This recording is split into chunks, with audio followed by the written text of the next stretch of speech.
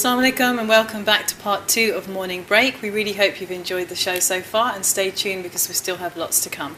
Now it's time to meet our special guest, Brother Inayat Kanji, who played the lead role in the film 313. Now for those of you who haven't seen the film 313, it's actually a thought-provoking film about the arrival and the preparation for our 12th Imam. If you haven't seen the film, here's a clip for you to see right now.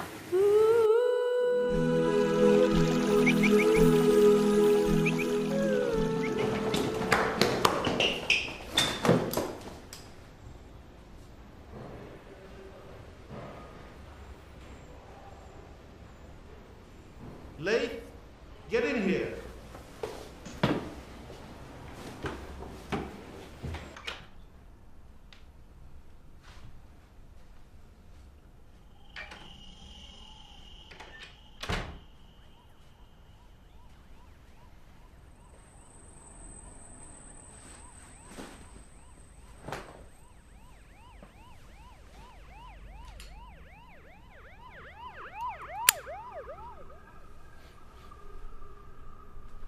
How many times have I talked to you about smoking on school property?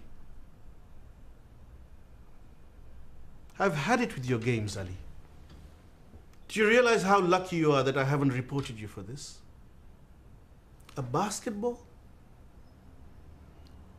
You could have seriously damaged his face. Probably do him a favor. That's your problem, this attitude of yours. Frankly, if it wasn't for your mother, I'd have you expelled for this. And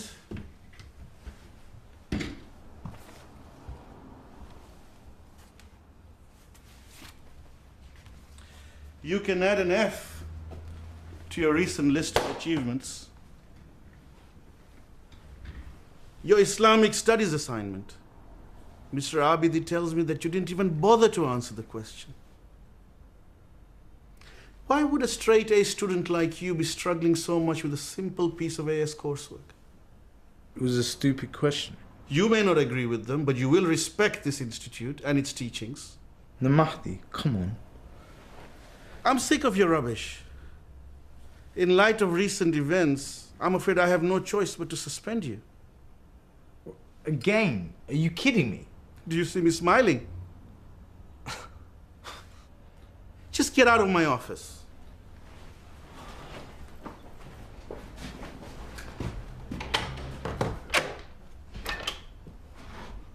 You don't need to wake up and stop dreaming. Ain't nobody coming to save us.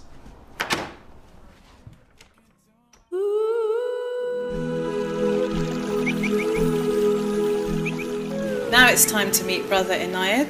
Assalamu alaikum, brother, and welcome to the show. Thank you for coming in. Alaikum salam. Thank you for having me. So can you tell us a bit about how you got into acting?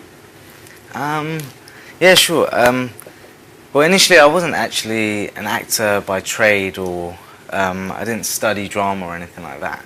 I was actually studying English literature. So I've always had a passion for the arts and etc. And then actually after that, then I went into teaching, and obviously did the PGCE, which was at Brunel University, etc. And then I was in my teaching posts and whatnot, and it was actually whilst I was coming to the end of my PGCE when my wife told me about a script which was being written. And funnily enough, it was her brother-in-law, Sheikh Abbas Virji, his sister, who was the script writer and was hoping to be the director-producer of the film. So that's actually how I got into acting in the first place. It was basically through family, and I had the audition at her house, and yeah, and then next thing you know, I was doing some acting. So yeah. So did you find it challenging to do a whole film when you'd never had any professional kind of experience before? Yeah, most definitely. I mean, as I said, because I didn't even know whether or not it would be received well, because I'd never done any acting. I didn't even do drama GCSE, so like I basically had no idea whether or not I was good. So yeah, it was quite a daunting experience. I mean, I remember even the audition itself I found quite, you know, surreal. But yeah, I suppose I've always had an interest, as I said, in the arts, and You know, I write poetry and perform spoken word poetry and rap and a few other things like that. So in terms of performing, I never really had a problem in terms of stage fright or anything like that. So I suppose you find this often in the celebrity culture, you know, that they make that progression, you know, musical artists move into acting and vice versa. So I suppose performing arts is performing arts in a way, so yeah. That's really great that what you're demonstrating actually is that you can get into acting at any point if you feel that you have the passion and the confidence for it. And I know you mentioned that you did your degree in English literature or English and went into teaching. So what you're essentially saying is that you feel like anyone, for a young person out there who's watching is quite interested in getting into acting, would you say that you can still go and study and have a normal job, etc., and do this on the side? Yeah, most definitely. I mean, even at the moment, I'm actually a youth worker. So, you know, I'm a full-time youth worker and I pursue my full-time job. Because everyone knows acting is such a hard industry to get into anyway. And we as Muslims and Shias are even further restricted and confined in terms of the boundaries, etc. So the work which we can undergo itself is restricted and limited. So yeah, so most definitely, I would always encourage someone, rather than just to try and pursue acting, unless you're very young and you have your whole life ahead of you. But in my case, for instance, I was already married and already had that responsibility and that financial pressure as well. So, you know, I did try for a little while to just see what the job market was like within acting. But fortunately, because I had a degree in it, and a postgrad, I had something to fall back on already. And as I said, it's turned out now that I'm back to working full time and pursuing acting whenever I can. So yeah, because in my experience, you know, when I've worked with actors, and it's a freelance world. So sometimes you're employed for like a week, or maybe a few months, and then you're unemployed for like 6 months or something like that. So it's a high risk job, so to speak, in the sense that if you've got a family to support, and you have bills to pay, mortgage, etc., it's very, very difficult to kind of sustain a career. And then, of course, like you said, obviously as Muslims and followers of the Ahlul Bayt, it's really difficult and really restrictive and what scene or what role or what character you can do. I mean, for example, maybe the film or the role is fine, but it's just that maybe, you know, you might not be okay with, you know, the sort of language or the main storyline. So how do you, I mean, do you literally, I mean, do you get to accept many roles, or is it a bit of a challenge accepting? And it is most definitely a challenge, and in fact it was quite stressful at first, because after doing something like acting, you know, whereby every day you're getting up and you're on set and in makeup and then, you know, whatever, and then going to a daytime job, you know, which is the run of the mill like everybody else, it was quite a hard transition, because, you know, for 2 months non-stop all I was doing was acting, and I loved it. So yeah, it is very hard, but at the end of the day, as I said, you just have to prioritize and realize what's important to you.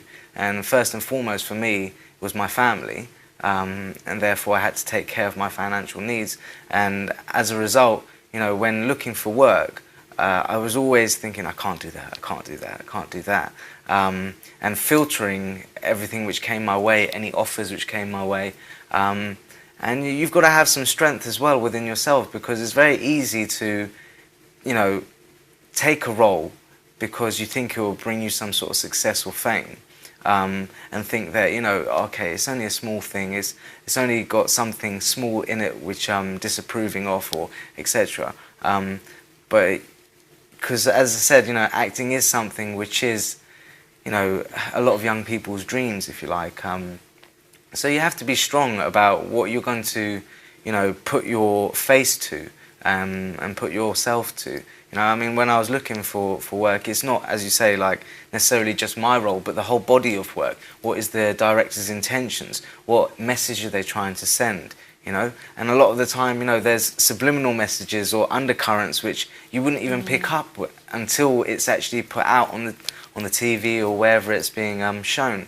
So yeah, it is a struggle, definitely, to find, you know, a solid amount of work. But as I said, if if it's to be, if it's khair, then at the end of the day, you do it, you know. You know how you just said that sometimes you film things and it's got like an undercurrent. Obviously, the current running through 313 was so powerful and strong, and I think it was like the first of its kind, and the message in itself was so strong.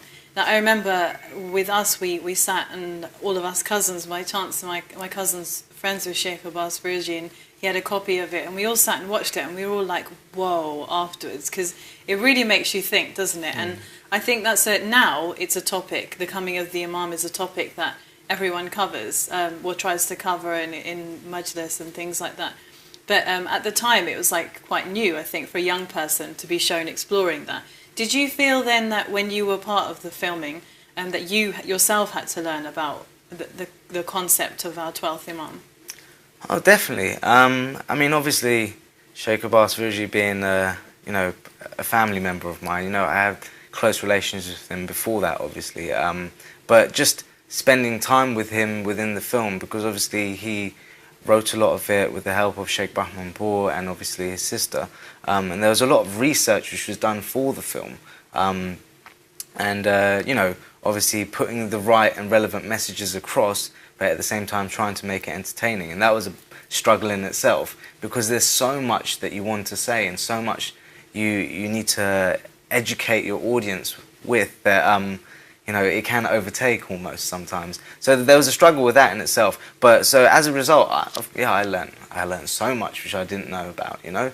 I didn't even understand the concept of 313 entirely until I did the film. At least not to the depth which I now understand it through doing the work. Did you find it like a challenge, the fact that sometimes or could you relate to the character of the role, the fact that obviously he goes through a period where he's like, you know, what person? No one's going to come to save us or to, you know, bring justice. You know, who is this person that you're talking about? Because I know the lead role, he's very much like, you know, what are you talking about? You're talking nonsense, so to speak. And then he goes through this period where he learns and he understands that no, there is someone, and that, you know, he will come. So could you relate to that character? Yeah, no, most definitely. I think everyone, you know, sometimes in order to have true belief, you first have to go through a bit of skepticism and doubt. And through questioning, once you arrive at answers, that enables you to have, you know, a stronger faith.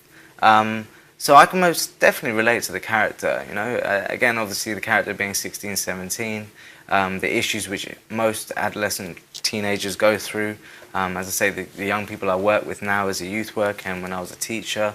Yeah, I mean, those issues are universal, I feel. Like, even if, you know, the extent or the severity of what that individual character was going through is not completely reflective of your own life, that's not to say that there's not elements of it, you know, temptations from peers and society and school pressures with, you know, obviously the drug issues which he was going through and other things to that nature.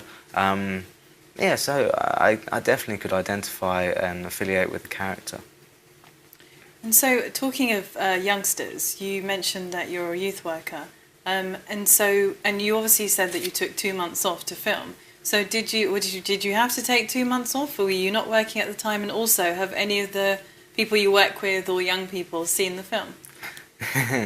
Yeah, well, as I said, at that time I was just finishing my my PGC placement, so I was just qualifying as a teacher. So it came about quite conveniently, if you like, because I just finished and then it was the summer period. So yeah, and it took up the entirety of the summer period. And then come September, obviously, I went back to teaching. So it didn't conflict at all with my working schedule at that time.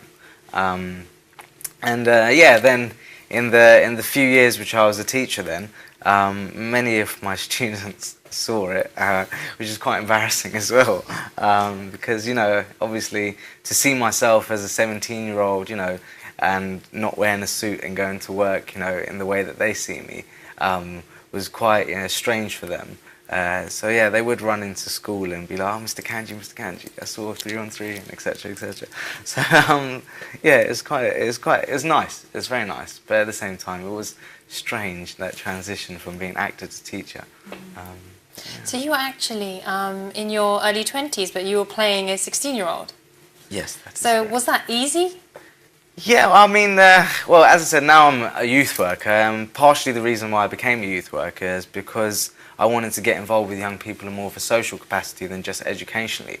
Now, the reason why I'm obviously telling you that is because I'm a big kid at heart, I suppose. I mean, you need to be in order to be a youth worker, because obviously you need to be able to relate to them and remember and draw upon the time when you were a young person in order to communicate and affiliate with them. So I suppose I used all of that, you know, my personality, my experiences as a young person, that which I now help young people with, to, you know, understand the character and to portray the character in as, you know, as real a sense that I could, I suppose, yeah. Yeah, no, I can completely see where you're coming from. You know, working with young people, you do have to be like that yourself, and I think that's great. In fact, you know, that you've got role models that you can actually see. Often young people see role models around, but to be watching them acting in a film and on something so powerful is great. And you also said that you kind of didn't know what 313 would turn out like, and you know how much, you know how people would react to it. And so when it actually was turned out to be quite a big thing, and loads of people, you know, it's had great feedback. How did you feel about that? What was the general, you know, the feedback that people, family, friends, people at work, what were you getting from them?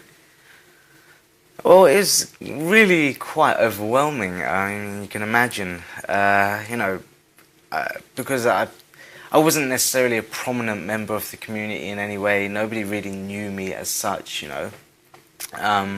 So to then have your face propelled into everyone's houses, you know, throughout the community, it was it was very overwhelming. But you know, alhamdulillah, you know, the response was amazing. You know, it's just, for me, I just feel blessed to have been given the opportunity to help in any which way or form I could. I mean, even if the film hadn't been a great success, you know, I had this young person from Portsmouth who came up to me at a wedding. And just said to me basically that this film almost changed their life, you know. They were about 15, 16 at the time, and when they watched the film they were going through many issues, and many of those issues which obviously were synonymous with what the character was going through, and yeah, they just turned around and said, "It's because of you." Now obviously it's not entirely because of me, you know, there's many other people who worked on the film who put a lot more effort into it than I did even. But just to be a part of that and to have helped facilitate that in any way or form was an amazing feeling, for something that I would be, you know, eternally grateful to the people who gave me an opportunity, and obviously to Allah subhanahu wa ta'ala for giving me that opportunity to have a talent, if you like to call it a talent, you know, and to do acting in any way or form. So have you done much acting after that film? Yeah, I've done as much as I can do, I suppose. As I said, you know, a detailed life circumstance pulling you other ways. But yeah, I'm actually currently part of 2 theatre groups. They're both interfaith theatre groups. One is called Muju, which is a combination of Muslims and Jews. And the other one was also a spring-off from that theatre company, and it's called Conflict Relief, where one of the directors who was working with Muju kind of poached me. So yeah, so I work for these 2 theatre groups, and you know, I'm constantly doing shows, you know, monthly, annually, you know, tours, etc. Yeah, I think they'll appreciate a shout out. But like, but yeah, so it's in Kilburn, at the Tricycle Theatre. That's where Muju is based. And Conflict Relief, we tour the country and, you know, actually worldwide. So yeah, so I'm heavily now into theatre and live stage acting, and it's been a great opportunity because we now cover, you know, topics. As I said, it's an interfaith group and mainly predominantly Muslims and Jewish people. So we cover topics such as, you know, Palestine and Gaza and the political situations. We cover lots of things which are both pertinent to both communities in terms of young people and faith and how they cope with faith in this Western, mixed society. So I've done a lot of theatre work, and I've done a few other freelance stuff. I did some voiceover work for EastEnders, and a few other things like that. I've done a few Channel 4 short programs and films. As I said, I'm heavily into acting in terms of as a passion. I'll always pursue it to whatever capacity I can. But until the day that I can do it full time and I'm getting paid enough to do so, I'll continue to obviously do my day job as well. Well, thank you very much. It's been fascinating hearing about your experiences of both 313 and what you do outside of that. So thank you for joining us today, brother. It's been a pleasure. Thank you very much for having me. Okay, well, it's time to go to a short break now before we go on to our final segment of the show. But we do still have time for you to go and grab a quick coffee, and we'll see you after the break. Assalamu alaikum.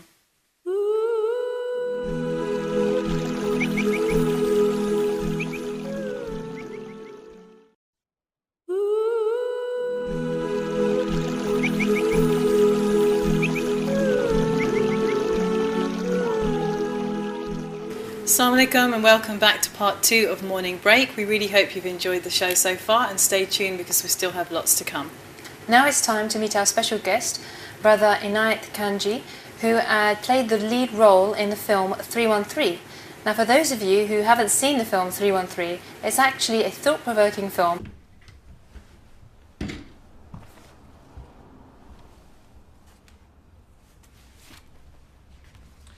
You can add an F to your recent list of achievements.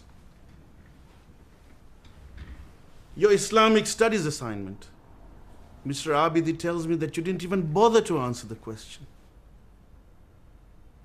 Why would a straight A student like you be struggling so much with a simple piece of AS coursework?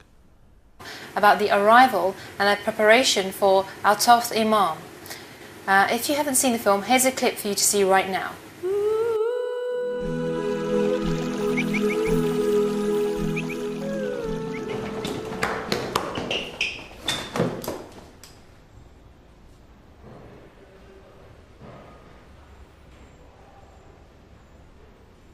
Lady, get in here.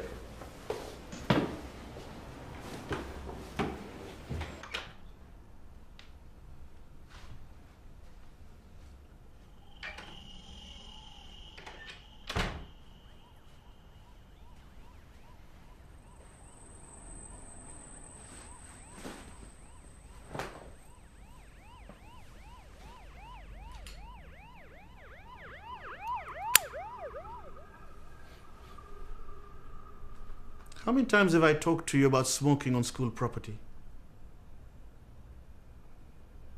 I've had it with your games, Ali. Do you realize how lucky you are that I haven't reported you for this? A basketball? You could have seriously damaged his face. Probably do him a favour. That's your problem, this attitude of yours. Frankly, if it wasn't for your mother, I'd have you expelled for this. And